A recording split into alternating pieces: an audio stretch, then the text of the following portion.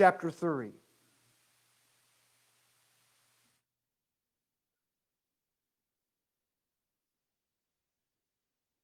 It's interesting to me that some of God's most choice servants have also been some of the greatest excuse makers that there is. No doubt one of the most notable ones would be Moses. Moses. God had a plan, and that plan involved Moses. And when God revealed that plan to him, Moses actually was not interested. He didn't want to be a part of God's plan. Let's backtrack just a moment. The Hebrews are in bondage. They are in Egypt. How did they get there? They're there pretty much of their own making. Because of their disobedience to God, they are suffering the consequences. And Egypt is a cruel taskmaster. The people begin to cry out to God. Literally. And God listened. And He heard their pleas. Besides listening to them, remember, this is God we're talking about. He could see what they were going through as well. And when He was certain that they really meant business, God came up with this plan that I was talking about. And it centered around Moses. He would be the human instrument God would use. I've always thought it was kind of interesting. And it's also a beautiful thing how that God uses people. He wouldn't have to. All God needed to do was speak. And it would have happened. But He uses human instruments. And I think that's a beautiful thing. That God allows faithful men and women to be a part of His plan. So God confronted Moses. And when He did, the excuses began to come. Let's look at them. They're interesting. First, when God spoke to Moses and confronted him about being a part of the plan, Moses claimed that he was unworthy. He was unworthy. Exodus 3, verse 11. Moses said to God, "Who am I that I should go to Pharaoh and bring the children of Israel out of Egypt? Who am I?" Moses is saying, God, I'm a nobody. I tend my father-in-law's sheep. Who am I? In reality, of all of the excuses Moses made, this may have been the most legitimate one of all.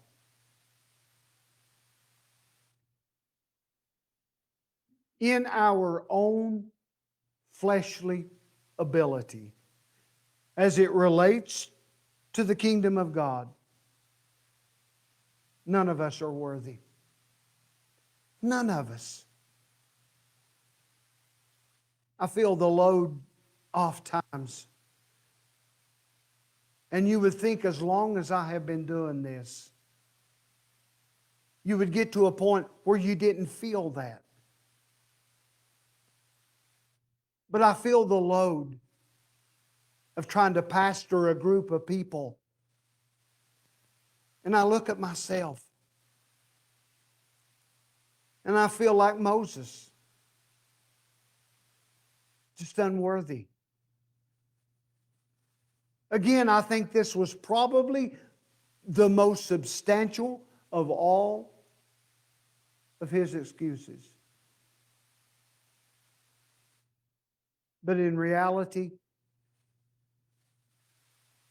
it misses the mark. Because it's not about Moses' worthiness. It's not about our worthiness. It's about the worthiness of God. Within our flesh, within our own self, none of us are worthy. But the worthiness of God working in us will accomplish what He intends. Notice God's response in verse 12. He said, "But I will be with you." That changes everything. It's as though God is saying, yes, you are unworthy within yourself, but you're not going alone. I'll be with you. I can't tell you the times that I have stood here just so empty. And I've been reminded that we do not stand alone. Whatever you're doing to be able to further the kingdom of God in your everyday life, you're not alone. Certainly, God said, I'll be with you. We have the wonderful ability to look back at this story and know what was coming up. Not only for Moses, but also for the children of Israel. And God validated that promise that He made. They come to the Red Sea. The people are complaining. Did you bring us out here to die? Moses is having second feelings as well. And God reminded him, I am with you. I am with you. He said, I'm unworthy. Unworthy. Second, he said, I'm unknowing. Verse 13. Then Moses said to God, if I come to the people of Israel and say to them, the God of your fathers has sent me to you, and they ask me, what is His name? What shall I say to them? Now Moses is pleading ignorance. You want me to go to the children of Israel and tell them this plan that God has for us? They're going to want to know exactly who is. What's His name? Of course, God would go on to tell him what he was to tell the people. But he's saying, I'm just ignorant on this whole matter. And God knew that. He already knew that. So in verses 14 through 22, God outlines for Moses not only the fact that he would be with him all the way through this, but Moses would not only know what he was to say, but the people would also believe him. And God says to him, they will listen. And they did. The reason I know they did was because when they actually began, when they were still in Egypt, when they actually began Exodus to leave, they listened to Moses. They followed him. If they did not believe, if he was not convincing, they would have stayed in Egypt, where they had a quote unquote security blanket. Lord, I'm unworthy. Lord, I'm unknowing. I'm ignorant in the whole matter. Thirdly, he said, I'm unauthorized. Chapter 4, verse 1. Then Moses answered, but behold, they will not believe me or listen to my voice, for they will say, the Lord did not appear to you.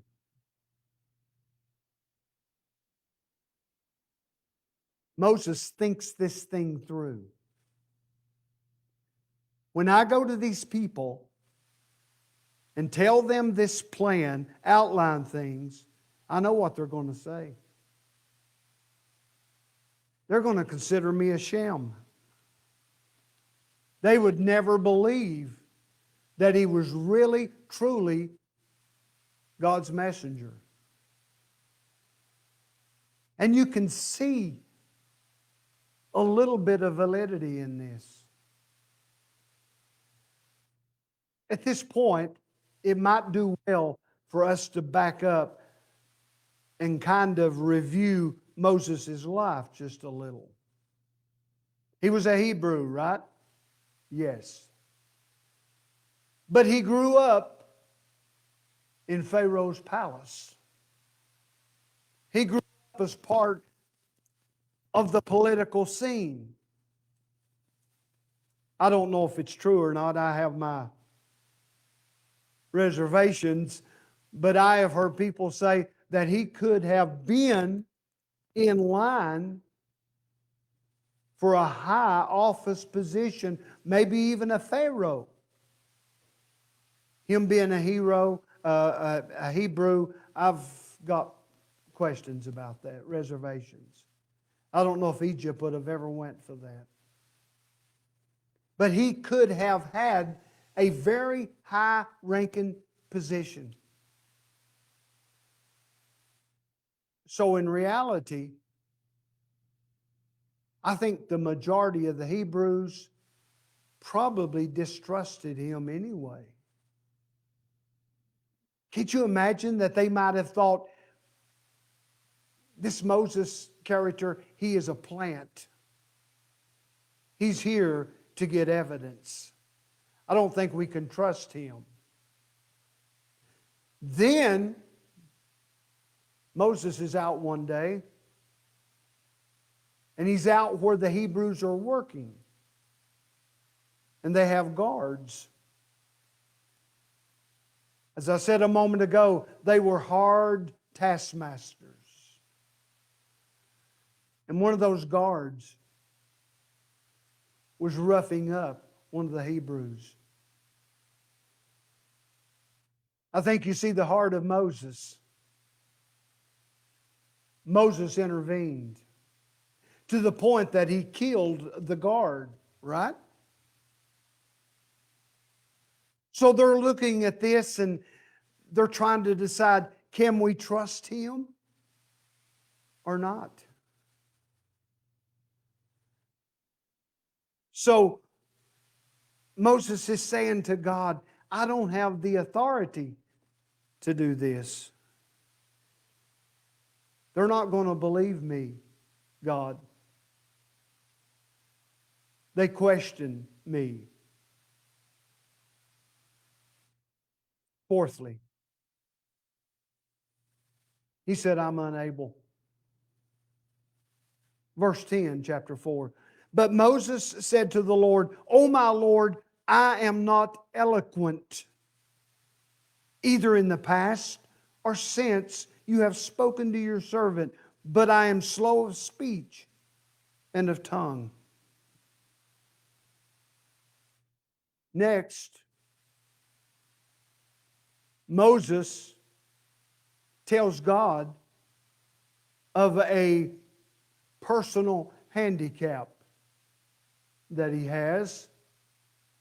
And in light of the fact of what God is going to require Moses to do, this may be the second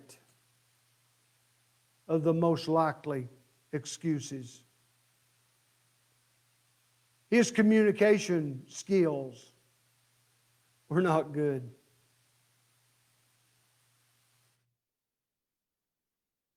When he was in a place where he had to speak in front of people,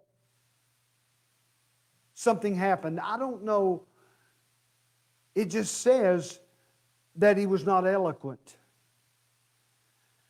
He felt, if I'm going to be in this position, I need that eloquence to be able to convey the message, because it's a big part of it.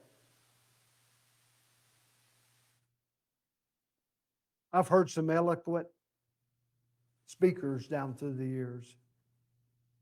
I've heard some that could just mesmerize you.